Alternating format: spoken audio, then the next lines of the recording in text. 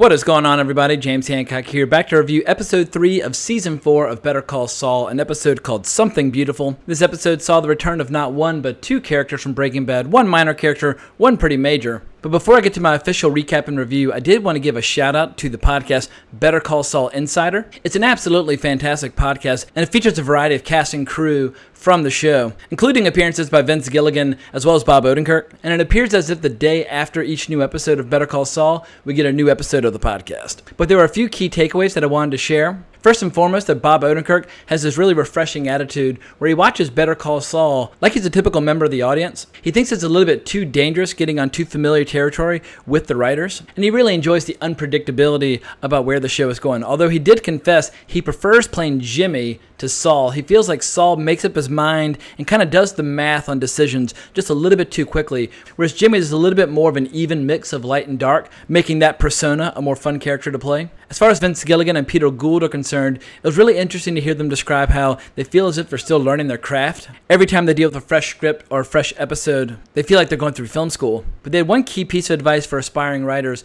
They said the worst thing you can do is say, wouldn't it be cool if, and then make up something for your characters to do. They said the most important thing is to look at your characters, figure out who those characters are, and start from within as opposed to without. They say as long as you're writing your characters in a way where their actions are dictated from something from within, that there's a very good chance you might be able to write something meaningful. And lastly, it was interesting hearing him confirm what a lot of us suspected after episode 2, that after the death of Chuck, Jimmy is feeling such self-loathing that it's driving him to really unpredictable self-destructive behavior, almost as if he doesn't deserve to be in a relationship with someone as amazing as Kim, or that any job opportunities that come his way, he doesn't deserve them because he's such a despicable person. And it sounds as if the rest of the season, we're going to see Jimmy increasingly indulging in self-destructive behavior, basically as a manifestation of the guilt he feels over what happened to Chuck. But as far as this episode is concerned, it was further evidence for me that there are few storytellers on this planet that handle neo-noir better than Vince Gilligan and Peter Gould. Neo-noir means a lot of things to a lot of different people, but for me, the best kind of neo-noir that we see these days tends to take place in the Southwest. In fact, the Coen brothers' adaptation of Cormac McCarthy's No Country for Old Men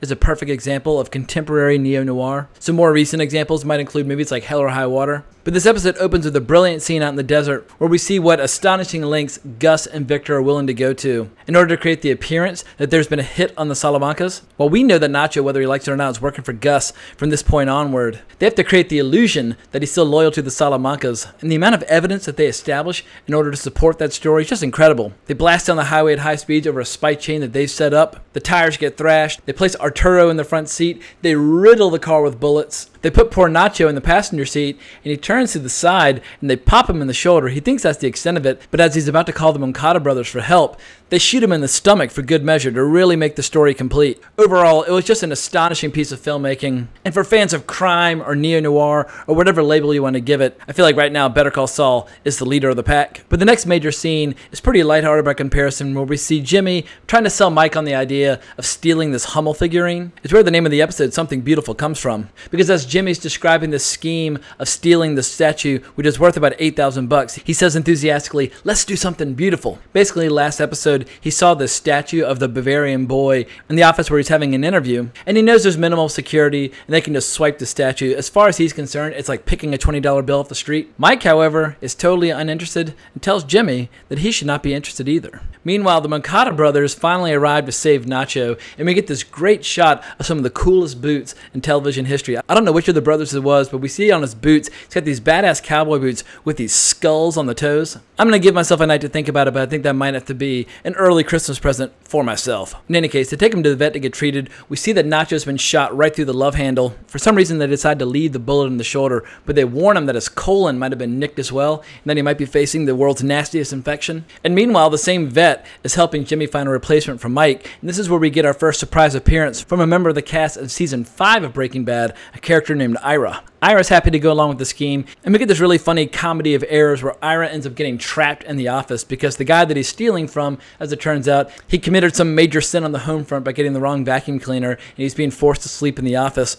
He's hanging out in his underwear, he's ordering pizza. Ira calls Jimmy in desperation for help, and Jimmy comes up with a scheme of setting off the car alarm and releasing the brakes to the man inside, giving Ira just enough of a window to get outside. But as I was watching this, I was thinking, Here's Jimmy going through all this labor for essentially $4,000 for himself and $4,000 for Ira. The amount of ingenuity and planning and effort going into this. He could probably make far more money through legitimate means, but at this point it's becoming abundantly clear Jimmy craves action, he craves the scam, he craves the con, and whether he's aware of it or not, we're seeing with each episode very subtle changes of Jimmy towards Saul. So when it comes to this smokescreen that Gus has been creating, in terms of creating the illusion that the Salamancas are under attack, Don Juan totally buys it. And he tells Gus that he needs to look into finding a supplier on this side of the border, which leads to another major guest star appearance from the days of Breaking Bad. From Season 3 and Season 4, we get Gail Bedecker, and he was immediately recognizable while working in this chemistry lab because he likes to sing all these ridiculous songs while he's practicing his craft. For now, Gus just has him testing various samples and their efficacy and how pure they are. And Gail tells him he can make a kilo for him in a matter of days. But for now, at least, Gus turns him down. If you're a fan of Breaking Bad, and if you're watching this video, I'm assuming you are, we all know how things end for Gail at the end of Season 4. But it wouldn't surprise me at all if they end up using this character a ton moving forward in Better Call Saul. So the last character on my recap is Kim. I haven't spoken about her yet. I have almost no interest in the law as a career, but just watching her in action, it wouldn't surprise me at all if hundreds if not thousands of viewers of Better Call Saul are inspired to take the LSAT and apply to law school just by virtue of the strength of her character. And we see the first warning signs this episode that she might be a little bit wary of the fact that her client is about to engage in this incredibly aggressive expansion over multiple states in the Southwest. But her big dramatic moment comes when she and Jimmy go through Chuck's will, as well as the undated letter that Chuck left in his will for Jimmy to read. And as Jimmy's going through the letter, we can tell the letter probably comes from a time after Jimmy had been working in the mailroom for a decent spell, and he was well on his way to re-earning the respect and love of his older brother. But from the way Jimmy's reading the letter, he's so casual and nonchalant, almost cold and dismissive in a lot of ways. Kim spontaneously breaks out into tears, and I guess we could interpret the scene one of two ways. On one hand, it's almost as if she's expressing the grief that Jimmy seems incapable of expressing himself, but I think you could read the scene on another level as well,